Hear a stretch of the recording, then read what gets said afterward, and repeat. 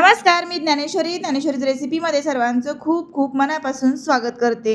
आज आपण भेंडीची एक अशी ट्रिक बघणार आहोत ज्यामुळे भेंडी जी आहे ती तुम्हाला बनवताना कधीच काहीच प्रॉब्लेम येणार नाही। सगळ्यात महत्त्वाचं मोकळी आणि मऊ लुसलुशीत भेंडी करायची असेल तर त्यासाठी ही टिप तुम्हाला कामी येईल। सगळ्या किचन टिप्स आपण बघूया, त्यासोबतच पहिली आपली किचन टिप आहे ती खूप महत्त्वाची आहे, ती बघूया। जेव्हा आपण हिरव्या केळीपासून बनाना चिप्स बनवतो ना, तेव्हा काय करायचं, सुरुवातीला 3-4 केळी मी छान अशा पाण्यामध्ये उकडून घेतल्या आणि त्या उकडून घेतलेल्या केळीवरची साल काढली। साल काढल्यानंतर त्याच्या स्लाईस बनवून घेतलेल्या आहे। पण स्लाईस बनवताना त्या चाकूने बनवल्या होत्या, त्यामुळे थोड्या जाड झाल्या। तर तुम्ही काय करायचे की ती चाकूने न बनवता स्लाईस आपल्याला ती किसनीने बनवून घ्यायची आहे।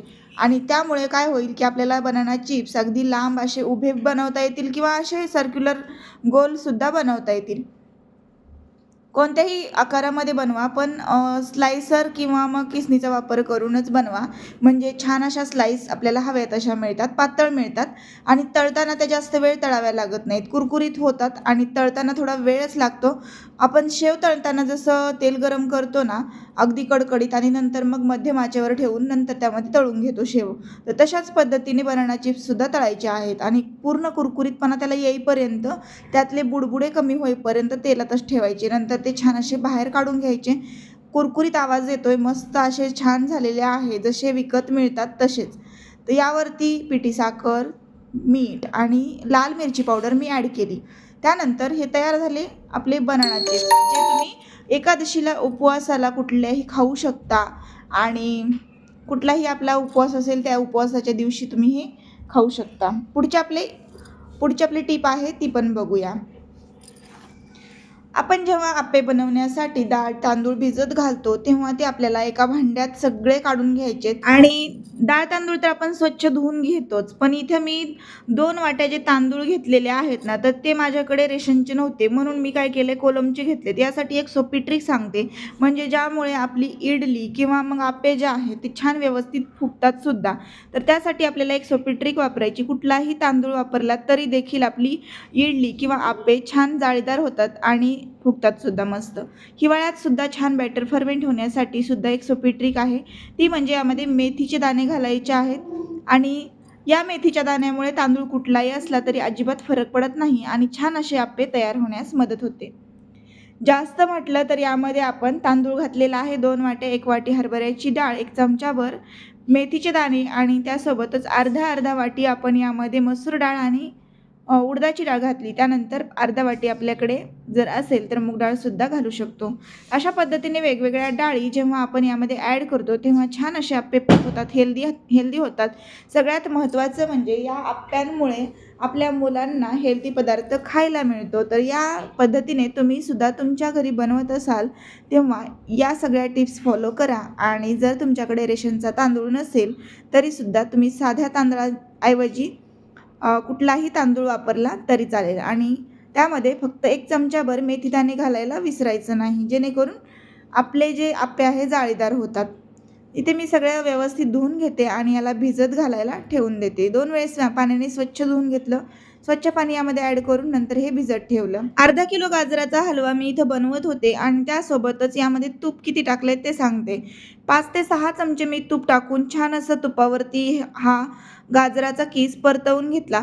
असं केल्यामुळे जास्त वेळ आपल्याला हा किस शिजवावा लागत नाही, ज्यावेळी आपण दूध वगैरे ॲड करतो तेव्हा, आणि हा हलवा 8 दिवस टिकून सुद्धा राहतो। पुढची टिप आहे, चपात्या बनवत असताना 4-5 चपात्या एकत्रच बनवायच्या असतील तर ते छान अशा एकदाच लाटून घ्यायच्या, म्हणजे पटापट आपल्याला त्या भाजता येतात, तवा जास्त वेळ जळत नाही आणि गॅससुद्धा आपला पटकन आपल्याला वाचतो आणि कमी वेळेमध्ये अगदी 5च मिनिटामध्ये 5 चपात्या तुमच्या तयार होतात किंवा 5 ते 10 चपात्याही म्हटलं तरी तयार होतात, कारण अगदी हाय फ्लेमवर गॅस तापवलेला असतो, म्हणजे तवा तापवलेला असतो आणि त्यावरती आपल्याला 5 चपात्या किंवा 10 चपात्या भाजायला अजिबातच वेळ लागत नाही। पुढची आपली टिप आहे ती पण बघतोय, तवा गरम असतानाच या तव्याचा वापर कसा करायचा। पुढची आपली टिप आहे ती बघूया। आपण जेव्हा बेसनाचे लाडू बनवतो तेव्हा बऱ्याच जणांचे लाडू एकमेकांना ते चिटकले जातात किंवा रेलले जातात.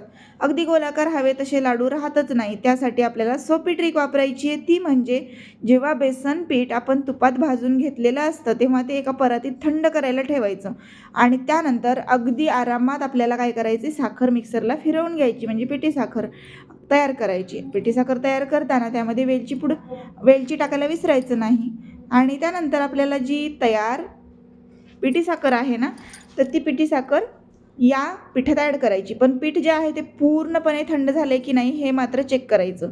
म्हणजे यामध्ये पिठी साखर टाकली की ती आपल्या पिठाला पाणी सोडवत नाही किंवा पाणी सुटत नाही पिठाला आणि लाडू कोरडे होतात, गोल गरगरीत होतात, सगळ्यात महत्त्वाचं रेलत नाहीत. अशा पद्धतीने जास्तही प्रमाण साखरेचं व्हायला नको, यासाठी प्रमाणसुद्धा तुम्हाला सांगते. 3 वाटी जर तुम्ही बेसन पीठ घेतलं असेल तर तुम्हाला यामध्ये 2 वाट्यापेक्षा थोडंसं कमीच साखर घ्यायची आहे, जेणेकरून पिठी साखर तयार झाली की ती 2च वाट्या होईल. पुढची टिप आपण बघतोय. तुमच्या घरामध्ये झेंडूची फुलं शिल्लक राहत असतील किंवा देवपूजेतले फुलं राहत असतील तर ते वाळायला ठेवायचे, एका ताटामध्ये ठेवायचे. 8 दिवस जरी साठवले किंवा 15 दिवस साठवले तर त्यापासून छान धूप तयार होतो. धूप कसा तयार करायचा याचे व्हिडिओज मी भरपूर अपलोड केलेले आहेत. अगदी 2-3 व्हिडिओज आपल्या चॅनलवरती आहेत आणि ते व्हिडिओ तुम्ही बघू शकता, जेणेकरून धूप कसा तयार करायचा हे तुम्हाला कळेल. व्हिडिओजमध्ये जायचं आणि व्हिडिओ पॉप्युलरमध्ये सर्च केलं तर तुम्हाला तिथे लगेचच माझा एखादा तरी धूपचा व्हिडिओ मिळेल. जो होममेड धूप आहे तो मी त्यामध्ये बनवलेला आहे, ते दाखवलेलं आहे कसं ते सविस्तर पद्धत शेअर केलेली आहे. भेंडी तयार करताना भेंडी अर्धवट शिजली की ती झाकण न ठेवता शिजवायची. सगळं साहित्य ॲड केलेलं आहे. त्यानंतर कोरडी पडायला लागली किंवा करपत असेल थोडीफार किंवा चिटकायला लागली की पाणी टाकायचं. पाणी किती टाकायचं, तर अगदी अर्धा कप पाणीसुद्धा व्यवस्थित यामध्ये मावतं आणि भेंडी चिकट होत नाही. सगळ्यात महत्त्वाचं, पाणी टाकलं तरीसुद्धा भेंडी मोकळीच होते आणि मऊ लुसलुशीत भेंडी तयार होते. दिवसभर मुलांच्या डब्यात छान राहते. चवीला अप्रतिम होणारी ही भेंडी अगदी यावर झाकण न ठेवता शिजवून घ्या. आजच्या टिप्स तुम्हाला आवडल्या असतील तर व्हिडिओला लाईक करा, शेअर करा, कमेंट करा आणि चॅनलला सबस्क्राईब करायला विसरू नका. चला तर मग पुन्हा भेटू अशाच एका छानशा व्हिडिओसोबत.